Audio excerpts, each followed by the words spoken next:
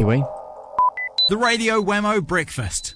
Talking politics with Russell Norman. Leader of the Green Party, co-leader, of course, Russell Norman. G'day there, Russell. G'day, Wammo. How's it going? Good. Joining us from a departure lounge today. You're not off to South Canterbury today, are you? I'm off to Rotorua today.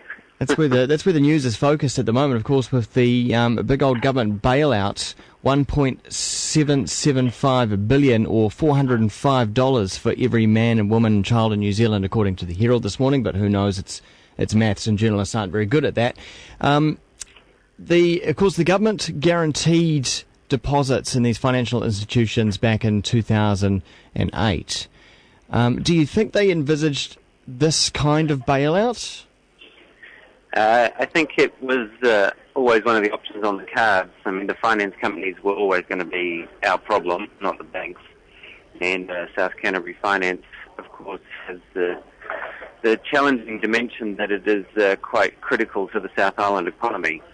So looking at a bailout of South Canterbury Finance was always going to be one of the options. Do you, at the time, I think I remember Cullen saying this was for mums and dads. It was to secure the money for mums and dads. But it's not only mums and dads who are invested in this South Canterbury Finance, is it?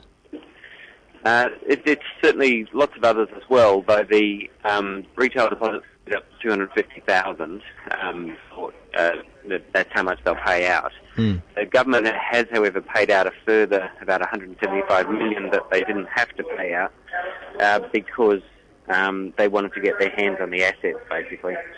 They wanted to get control of the receivership process so that they could have an ordered process of selling the assets rather than doing it as a fire sale, which could well collapse the South Island economy.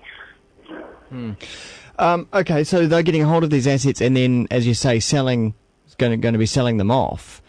This also comes at a time when foreign ownership of New Zealand land is in discussion at the moment, and about whether or not we should be protecting some of this land. Obviously, there's going to be a whole lot more on the market now.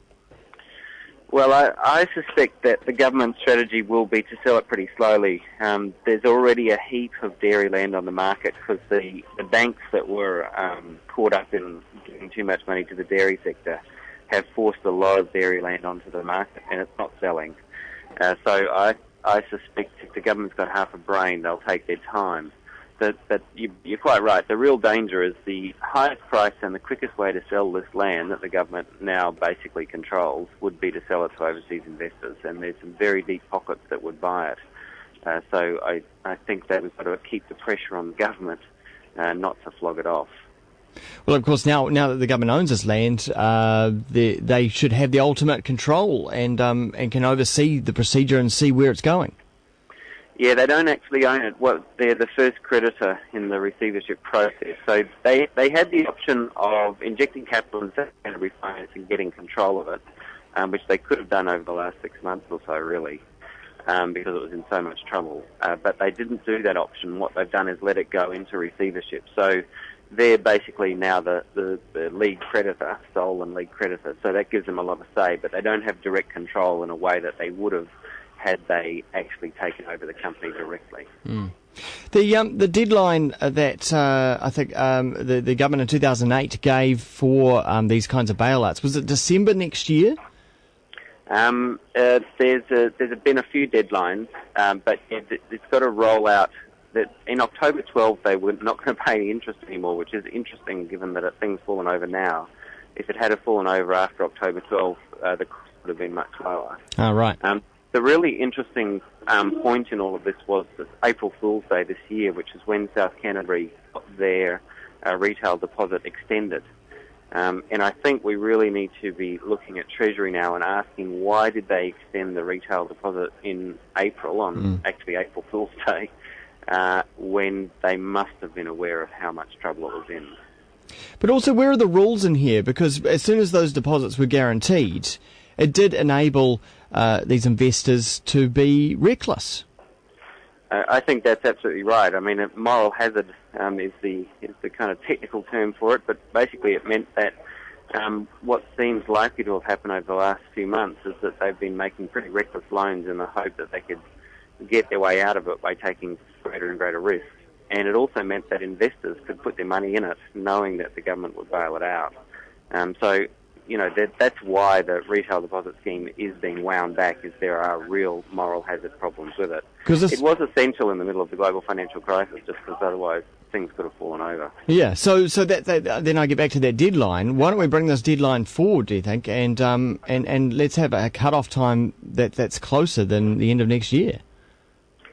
Yeah, the risk obviously is that there's a few more finance companies out there, but so I take your point, but this is probably the biggest one we're going to have to deal with by a long shot, and the danger of it was that it was a real risk to South Canterbury and the South Island's economy if the thing went into chaos and you had forced sales, lots of dairyland across the South Island, then you would run into real problems. I mean, the other issue it raises for me is, surely we've learnt the lesson now that, laissez-faire regulation, light-handed regulation does not work. It's cost us now 1.7 billion, probably will cost us, who knows how much once they sell the assets, but maybe up to $1 billion. We had to set, the cost of leaky houses is about 20 billion because of light-handed regulation of the building sector. So, I mean, I think that you've got to make the case, why is the government continuing to go down a deregulation path when it's costing us so much money further down the track for decisions that were made in the 80s and 90s about deregulation? Because the private market knows best, Russell.